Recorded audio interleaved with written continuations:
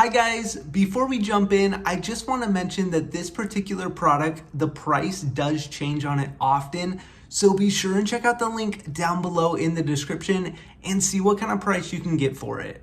All right, let's jump in. In today's video, we're talking about the Alvantor bed canopy tent. Now, first things first, we're gonna open up the bag here and you'll notice that the instructions to go ahead and set it up are actually here on the inside. So they're always with the carrying case. Now we have the windows right here and I wanna show you this mesh from the windows is actually super high quality. I was really surprised. I was expecting kind of like your pop-up tent mesh quality, but it's actually really nice and thick and high quality. These zippers actually have double-sided zippers, so if you're on one side of the tent and need to get to the other, you can go ahead and grab the appropriate zipper and unzip it. The underside has some really nice high quality straps. You can go ahead and tighten these up and cinch this tent up to the right size for your bed. And one great feature about this canopy is that you can go ahead and just throw it right in its storage bag, and it even has handles. You can go ahead and just carry it along with you. Overall, I'm really impressed with this bed canopy tent, and for that reason, I highly recommend it. Now, make sure and check out the link down below in the description to get your hands on this product.